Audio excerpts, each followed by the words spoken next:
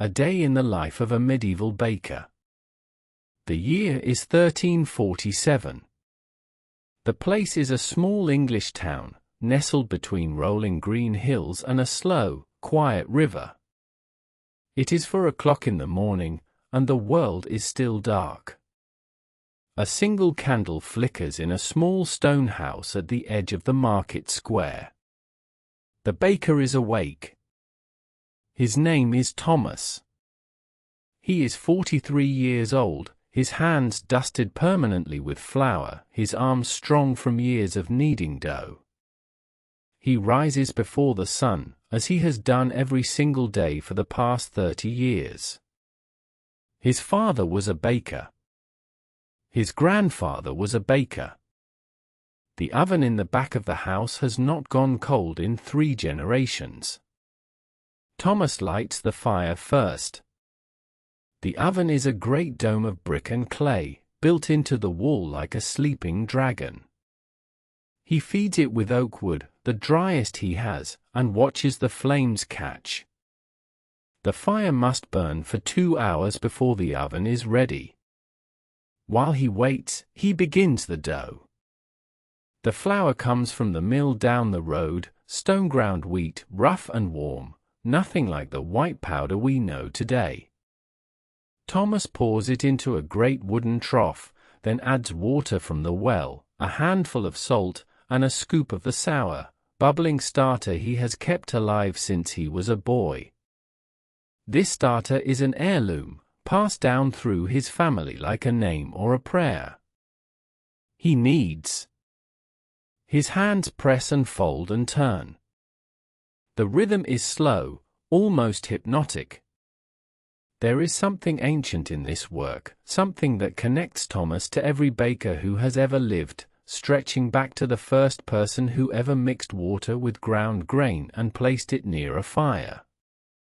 Bread was the first miracle of civilization, the transformation of hard, inedible seeds into something soft and nourishing and fragrant. Every baker is the heir of that miracle. The sourdough starter that Thomas uses is older than he is. His father gave it to him on his wedding day, a portion of the starter that had been in their family for as long as anyone could remember. It lives in a clay jar on the shelf above the oven, a bubbling, breathing colony of wild yeast that must be fed every day with fresh flour and water. Thomas talks to it sometimes, the way a farmer talks to his animals. It is, in a very real sense, alive. It is the soul of his bakery. Without it, there would be no bread, only flat, hard cakes of unleavened dough. The starter gives the bread its rise, its flavor, its character. Each family starter is slightly different, producing bread that tastes subtly unique. You could tell a baker's loaves from another's just by the tang of the crust. By the time the town fully wakes, Thomas has been working for nearly 5 hours. His day is half over, and the sun has only just cleared the rooftops. Such is the life of a baker. While others sleep, he works. While others celebrate, he prepares. The baker is the first to rise and the first to rest, and his life is measured not in days but in batches of dough, in the rhythm of the oven, in the slow turning of the seasons and the endless repetition of flour and water and fire. A rooster calls from somewhere across the square. The sky outside the small window turns from black to deep blue to the softest shade of gray. By 6 o'clock, the dough is resting under a damp cloth. Thomas steps outside for a moment.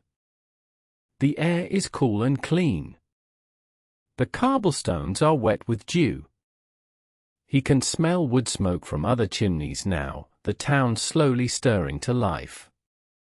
A cart rattles past, carrying vegetables to the market. A dog barks once, then settles. He goes back inside. The oven is ready, the bricks glow a deep, steady orange, and Thomas scrapes out the ashes with a long wooden paddle. This is the most delicate moment. Too hot, and the bread will burn. Too cool, and it will emerge pale and sad. Thomas holds his arm inside the oven and counts. 1, 2, 3, 4, 5. When he can bear it no longer, he knows the temperature is right. His father taught him that. No thermometer, no dial, just a man's arm and 30 years of mornings. He shapes the loaves now. Round bull, long battards, small rolls for the children who will come begging after school. Each one is brushed with water, then scored with a quick slash of a knife, his signature mark, a simple cross that will open into a golden seam in the heat. The loaves go in. The door closes. And now, the waiting. This is the quietest part of Thomas's day. He sits on a wooden stool by the oven, wiping his hands on his apron, and listens to the bread. It crackles. It sighs. It fills the house with a smell so warm and so ancient that it might be the oldest comfort in the world. By 8 o'clock, the first loaves emerge. They are deep brown, crusty, singing with heat. Thomas taps the bottom of one with his knuckle. It sounds hollow, perfect. He sets them on a wooden rack to cool, and the steam rises in soft, fragrant curls.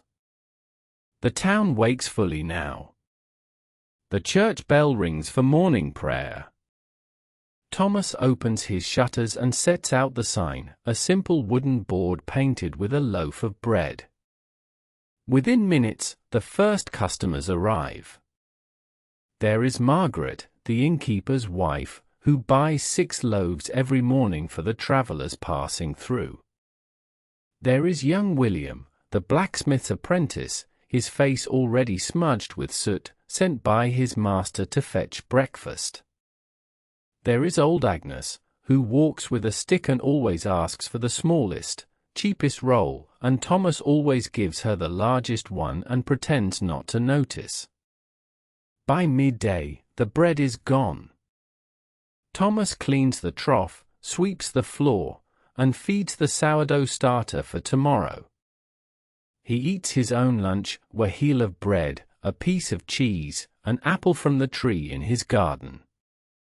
He sits in the sun outside his door and watches the market square. Chickens scratch in the dust. Children chase a hoop down the street. A minstrel tunes a lute by the fountain. In the afternoon, Thomas mills his flour for the next day. The mill is a dark, dusty place, loud with the groan of the great stone wheel. The miller, a round man named John, tells him the news of the day. The blacksmith's daughter is engaged, a merchant from London passed through with silk from Italy, the king is raising taxes again. Thomas listens and nods and fills his sacks. By evening, the town grows quiet again. Thomas eats a simple supper, bread and stew, a cup of ale. He watches the sun set behind the hills, painting the sky in shades of rose and gold. The church bell rings again, softer now, calling the faithful to evening prayer. Before bed, Thomas checks his starter one last time. He stirs it, feeds it a handful of flour and a splash of water, and covers it gently.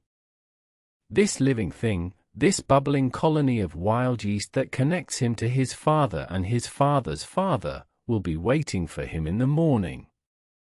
He blows out the candle. The house settles into darkness. Outside, an owl calls softly across the river. The oven cools slowly, its bricks releasing the last of their warmth into the quiet night. And somewhere in the embers, a tiny spark glows on, ready for tomorrow, ready for the next loaf, ready for the next morning before the sun. Just as it always has been. just as it always will be.